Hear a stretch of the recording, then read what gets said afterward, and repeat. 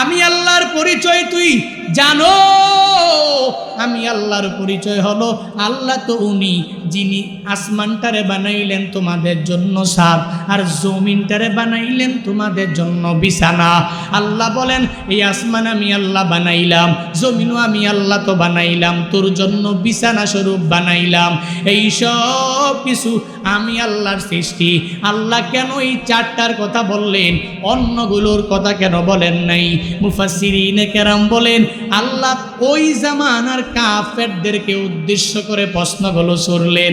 যেই কাফেরেরা একটু ঘর থেকে বের হইয়া কোথায় যাওয়ার জন্য ওট নিয়ে রওনা হয়ে গেল, ওটের উপরে নিজে বসলো, এরপরে যখন যায়, সামনে যখন যায় তাকাইয়া দেখে তার উপরে তো আসমান, যেখানেই যাবে ওখানেই আসমান, যেখানেই যাবে তার উপরে তো আসমান, আর যেখানেই যাবে তার ডানে বামে পাহাড়ের কোনো অভাব নাই, আর যেখানেই যাবে তো জমিনের উপর দিয়াই তো তার যাওয়া লাগবে। যেখানেই যাবে সাথে উট আর উপরে আসমান, নিচে জমিন আর ডানে বামে জিবাল আর পাহাড়। আল্লাহ বলেন তুই উট দিয়ে যাও, আমি আল্লাহর বানানো উটটারে তুই একটু দেখো না, তুই উটের উপর বসে বসে আসমানের নিচে দিয়ে যাও, আসমানের দিকে তাকাও না, তুই উটের উপরে বসে বসে তুই জমিনের উপর দিয়ে যাও, জমিন নিয়ে একটু ভাবো না, তুই উটের উপরে বসে বসে কত সুন্দর সুন্দর পাহাড়গুলো দেখো, কিন্তু একটা বারের জন্য পাহাড়ের দিকে বান্দা তুই তাকাও না।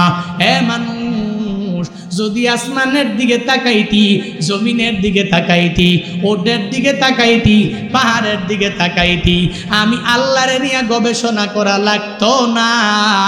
আমি আল্লাহ যে একজন উট বানাইলাম, আসমান বানাইলাম, জমিন বানাইলাম, আমি আল্লাহ তুরেও বানাইছি, তাহলে কশিনকালেও আমি আল্লাহর বিরুদ্ধে তুই যাইয়া আমি আল্লাহর ধর্মের বিরুদ্ধে যুদ্ধের ঘোষণা দিতি না।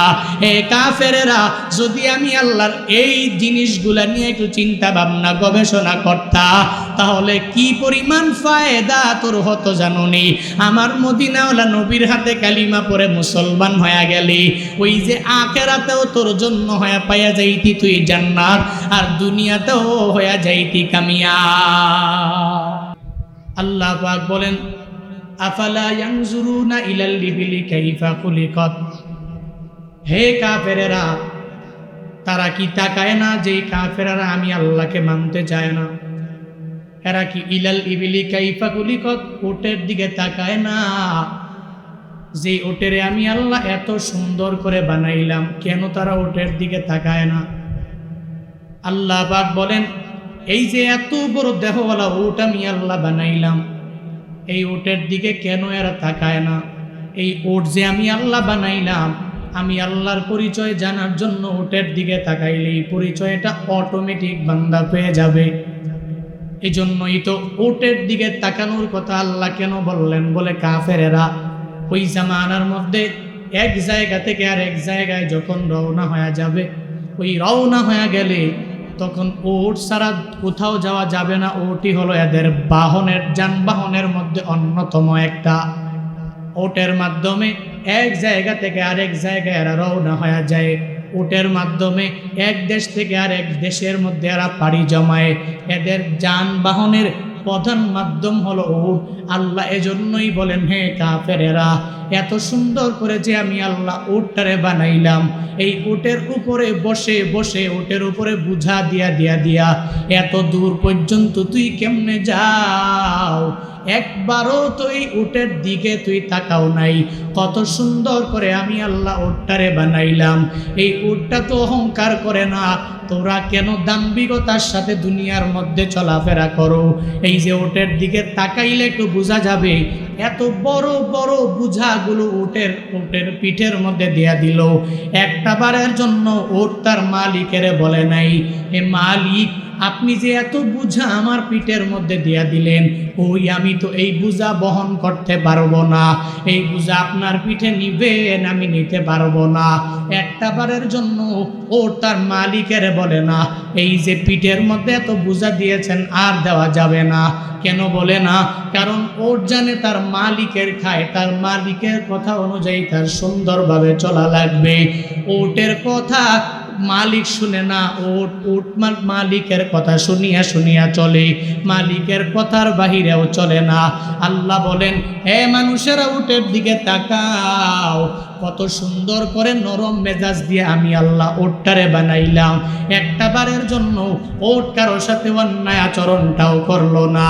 এত বোঝা নিয়া নিয়া এক জায়গায় থেকে আরেক জায়গার মধ্যে উট চলে গেল, একটা জায়গা থেকে আরেক জায়গায় গেল, আবার বোঝা নিয়েও চলে গেল। তুই আশরাফুল মাখলুকাত হয়েছো, আশরাফুল মাখলুকাত মানুষ হওয়ার পরেও ওই উট অহংকার করে না। তোর দিলের মধ্যে অহংকারের কোনো অভাব নাই। আমি বড় বক্তা, আমার মতো বড় বক্তা এই এলাকার মধ্যে কেউ নাই। আমি বড় ইমাম, আমার মতো বড় ইমাম আমার এলাকার মধ্যে কেউ নাই। আমি বড় খতিব সাহেব, আমার মতো বড় খতিব সাহেব এই এলাকার মধ্যে কেউ নাই। এই উপজেলা জেলার মধ্যে একটাও আর হতে পারে না। আমি বড় মেম্বার, আমার মতো বড় মেম্বার এলাকার মধ্যে হতে পারে না। আমি বড় চেয়ারম্যান, আমার মতো বড় চেয়ারম্যান ইউনিয়নের মধ্যে হতে পারে না। আমি মেম্বার অফ পার্লামেন্ট, আমি কেন তারে সালাম দিব? সে আমার পায়ের সামনে এসে সালাম দিবে, সে আমারে কদমসি করবে, আমার পায়ের মধ্যে সে পড়ে যাবে। এই চিন্তা নিয়ে নিয়া আশরাফুল মাখলুকাতেরা কেমনে আগায় যায় দেখছনি? অহংকার অন্তরের মধ্যে নিয়ে নিয়া এই আত্মিক রোগটা লালন করে সমাজে আছে না না? আল্লাহ বলেন, ওই উটের দিকে তাকায়া দেখো, যেই উটটারে আমি আল্লাহ এত সুন্দর করে বানাইছি, ওই উটের দিকে বান্দা যদি তুই একটু তাকাও, তাহলে কশিনকালেও তোর দ্বারা অহংকার মানায় না। আল্লাহ এজন্যই তো হাদিসে কুদসির মধ্যে নিজেও জানায়া দিলেন, হে আমার বান্দারা, আল কিবরিয়া উরিদাই ওয়াল আজমাতু ইজারি ফামান নাযাআনি ওয়াহিদাম মিনহুমা ফাযাবতুহু ফিন্নার। আল্লাহ তাআলা হাদিসে কুদসির মধ্যে নিজেই জানায়া দিলেন, অহংকার অহংকার অহংকার আমার চাদর, ওয়াল আজমাতু ইজারি, আর বরত্ব আমার লুঙ্গি স্বরূপ। ফামান নাযাআনি ওয়াহিদাম মিনহুমা, এই দুইটা নিয়ে আমার যে বান্দারা টানাটানি করবে, ফাযাবতুহু ফিন্নার, একে আমি জান্নাতে দিব না, বরং জাহান্নামে নিক্ষেপ করব। আল্লাহ তাআলার অহংকার চাদর নিয়ে টানাটানি করা যাবে না, কারণ অহংকার দুনিয়ার কোনো মানুষের দ্বারা মানায় না। ওটা এত বড় দেহ হওয়ার পরে অহংকার করে না, ঘোড়া এত বড় দেহ হওয়ার পরেও একবারের জন্য অহংকার করে নাই, গরুর এত বড় দেহ হওয়ার পরেও একটা বারের জন্য অহংকার করে নাই। হে আশরাফুল মাখলুকাত, হাতির এত বড় একটা দেহ, ওই হাতির উপরে একটা মানুষ উঠিয়া হাতিটাকে পরিচালনা করে, লিড দেয়, নিজে লিডার হইয়া ওই হাতিরে কেমনে এক জায়গা থেকে আরেক জায়গায় নিয়ে যায়। হাতিটাও একটা বারের জন্য অহংকার করে নাই। তুই বিবেক থাকার পরেও কেমনে অহংকারের মধ্যে তুই নেমে যাও? নিজেরে কেন এত বড় মনে করা লাগবে? অথচ মদিনাওয়ালা নবী মুনাজাতের মধ্যে দোয়া করার জন্য নবী নির্দেশ দিয়া গেলেন, হে আমার উম্মতেরা, অহংকার থেকে যদি তুমি আর আমি সবাই বাঁচতে চাও, তাহলে দোয়ার মধ্যে পড়ো, আল্লাহুম্মা জাআলনি ফি আইনি সগীরা ওয়া ফি আ'য়ুনিন নাসি কাবীরা। ওই দোয়ার মধ্যে তোমরা পড়ো, আল্লাহুম্মা, হে মালিক, তুমি আমাকে এমন বানাও যে আমার চোখে তুমি আমারে ছোট বানায়া দাও, ফি আইনি সগীরা ওয়া ফি আ'য়ুনিন নাসি কাবীরা, আমার চোখে তুমি আমারে এমন বানাও যে আমি ছোট ছোট ছোট, আমার মতো ছোট কেউ নাই, ওয়া ফি আ'য়ুনিন নাসি কাবীরা, আর মানুষের চোখে তুমি আমারে যত বড় বানানোর বড় বানায়া দাও। মানুষ আমাকে বড় বলবে, আমি নিজেরে বড় বলার কোনো দরকার নাই, আমি নিজেরে ছোট বলে বলে বলে বলে আগায়া যাব। নিজেরে যদি ছোট বানাইয়া বড়দের সামনে যদি নিজেরে ছোট করে বান্দা চালাইতে পারো, আল্লাহর কসম করে বলি, মদিনাওয়ালা নবীর হাদিস তো পরিপূর্ণ সত্য হাদিস। নবী বলে গেলেন, মান তাওয়াযা লিল্লাহি ওয়াফাহুল্লাহ, আমার যে উম্মতেরা আল্লাহর জন্য বিনয়ী হয়ে যাবে, আল্লাহ তারে মায়া করে ছোট রাখবে না, বরং বড় বানায়া দিবে। আল্লাহর হাতেই তো পূর্ণাঙ্গ বড় আর ছোট বানানোর ক্ষমতা, সব পাওয়ার আর ক্ষমতা আমার মাওলার হাতে। বান্দা তুই বড় হতে চাও তো আল্লাহ তোমারে বড় বানাইতে পারবে। বলে হ্যাঁ ছোট হয়ে যাবা, তাও আবার মাওলাই ছোট বানায় দিবে। আত্মিক যদি গুনাহগুলো বান্দা করো, মানে অহংকার যদি লালন করো, হিংসা যদি লালন করে আগায়া যাও, তাহলে আগে বড় ছিলা, আল্লাহ মায়া করে আর বড় বানাবে না। দিন দিন অনেক ছোট হয়ে যাওয়া লাগবে। আল্লাহ বলেন, এ কাফেরেরা, ওই উটের দিকে একটু তাকাও না। এত সুন্দর করে আমি আল্লাহ উটটারে বানাইলাম, কেন আমি মাওলারে তোরা চিনো না? এরপরে আল্লাহ বলেন, ওয়া ইলাস সামাই কাইফা রুফিআত, ওই আসমানের দিকে তাকাও, এত সুন্দর করে আমি আল্লাহ আসমানটারে উপরে আটকায়া রাখলাম। পুরা বিশ্বজগৎটা যদি ঘুরে ঘুরে কোনো বিজ্ঞানী চিন্তা করে, এই আসমানের একটা পিলার খুঁজে আমার আর সবার বের করা লাগবে, পারবে নাকি? আল্লাহ তো বিশাল আসমানটা কোনো পিলার দ্বারা দাঁড় করাইয়া রাখে নাই। তুমি 1400 square feet, 1500, 2000, 2500 square feet building বানানোর জন্য বলে 500 টা 400 টা যত রড লাগবে লাগাও, রড লাগাইয়া পিলার বানাইয়া এর উপরে পিলারের উপরে সাতটারে টেকায়া দাও। পিলার ছাড়া কোনো কিছু দেখাও যায় না, কোনো জায়গায় আমি আজও পর্যন্ত দেখলাম না। ঝুলন্ত ব্রিজ যে দেখছো, এরপরেও তো ঝুলন্ত ব্রিজটা বড় না, এরপরেও তো এর এক পাশে আর আরেক পাশের মধ্যে এক জায়গার মধ্যে ঝুলে আছে, এর মানে এটাও তো ঝুলন্ত ব্রিজের মতো না।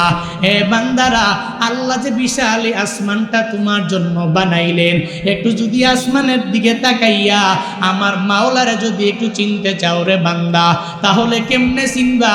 আসমানের দিকে তাকাও।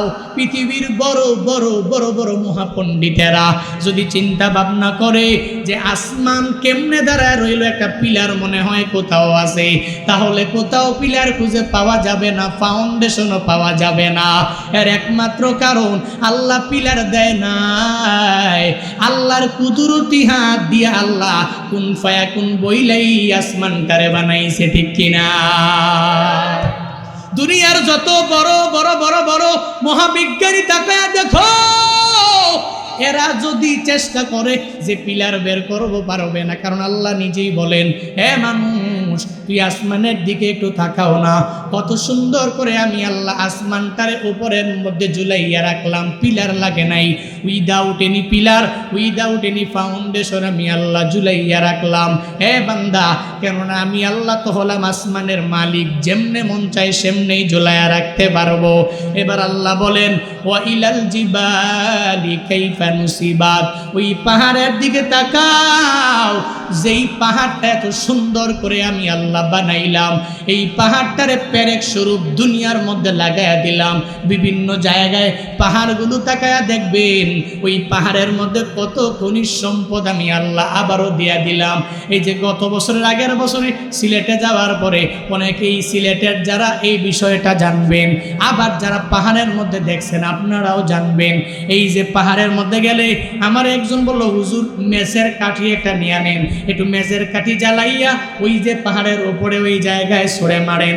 মারতে দেরি, ওখান থেকে কেন যেন আগুন উপরে চলে আসলো। আমি বললাম, এখানে আগুন কেন? বলে, হুজুর ওই জায়গার মধ্যে গ্যাস, এটা আল্লাহ প্রদত্ত গ্যাস, আল্লাহ পাহাড়ের মধ্যে দিয়ে দিলেন। আল্লাহ বলেন, হে গোলামেরা, এই পাহাড়ের মধ্যে খনিজ সম্পদ তো এটা আমি আল্লাহ নিজেই দিয়া দিলাম। শুধু তাই না, সৌদি আরবের বড় বড় পাহাড়ের মধ্যে তাকায়া দেখো, আল্লাহ কত গোল্ড দিয়া দিলেন, স্বর্ণ দিয়া দিলেন। এ মানুষ, এরপরেও পাহাড়ের দিকে তাকাইয়া আমি আল্লাহরে কেন তুই চিনতে পারো না? আমি আল্লাহ তো উট বানাইলাম, আমি আল্লাহ তো আসমান বানাইলাম, জিবাল পাহাড় বানাইলাম। এবার আল্লাহ বলেন, ওয়া ইলাল আরদি কাইফা সুতিহাত, এ বান্দা তুই জমিনের দিকে একটু তাকাও না, যেই জমিনটারে বিছানা স্বরূপ সুন্দর করে আমি আল্লাহ বিছাইয়া দিলাম। আল্লাহ অপর আয়াতে কি সুন্দর করে জানায়া দিলেন, আল্লাযী জাআলা লাকুমুল আরদা ফিরাশা ওয়াস সামাআ বিনাআ। আমি আল্লাহর পরিচয় তুই জানো? আমি আল্লাহর পরিচয় হলো আল্লাহ তো উনি যিনি আসমানটারে বানাইলেন তোমাদের জন্য ছাদ, আর জমিনটারে বানাইলেন তোমাদের জন্য বিছানা। আল্লাহ বলেন এই আসমান আমি আল্লাহ বানাইলাম, জমিনও আমি আল্লাহ তো বানাইলাম, তোর জন্য বিছানা স্বরূপ বানাইলাম। এই সব কিছু আমি আল্লাহর সৃষ্টি। আল্লাহ কেন এই চারটার কথা বললেন, অন্যগুলোর কথা কেন বলেন নাই?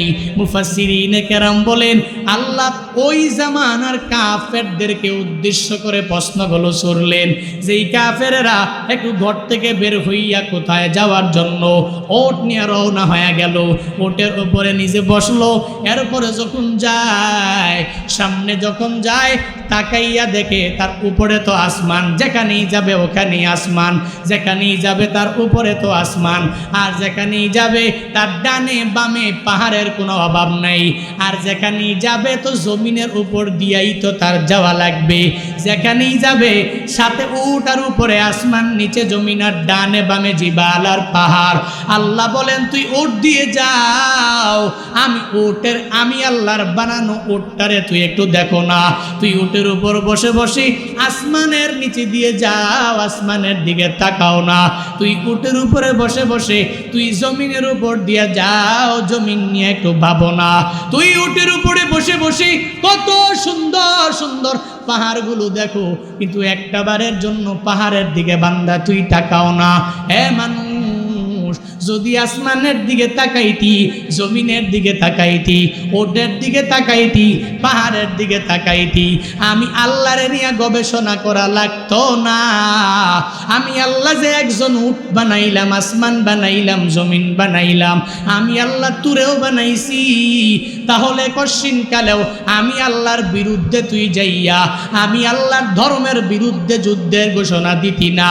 হে কাফেরেরা, যদি আমি আল্লাহর এই জিনিসগুলা নিয়ে একটু চিন্তা ভাবনা গবেষণা করতা, তাহলে কি পরিমাণ ফায়দা তোর হতো জানোনি? আমার মদিনাওয়ালা নবীর হাতে কালিমা পড়ে মুসলমান হয়ে গেলি, ওই যে আখিরাতেও তোর জন্য হয়ে পাইয়া যাইতি তুই জান্নাত, আর দুনিয়াতেও হয়ে যাইতি কামিয়াব। আল্লাহ এই চারটা প্রশ্ন করে প্রশ্ন ছুড়ে দিলেন, এরপরে আল্লাহ নবীকে এবার জানায়া দিলেন, অনবী আমার ফাজাক্কির ইন্নামা আনতা মুজাক্কির, হে নবী আপনি উপদেশদাতা, শুধু উপদেশ দেওয়ার ক্ষমতা আপনার, হিদায়াত তো আপনি দিতে পারবেন না, কারণ হিদায়াত নবী দিতে পারবে না, হিদায়াত দিবেন কে? আরো জোরে বলেন। কার কাছে চাবিকাঠি? নবী দিতে পারবে? আমি দিতে পারবো? কোন হুজুর দিতে পারবে? হুজুরের ক্ষমতা নাই, স্বয়ং নবীরও ক্ষমতা ছিল না হিদায়াত দেওয়ার। হিদায়াতের মালিক একমাত্র আল্লাহ।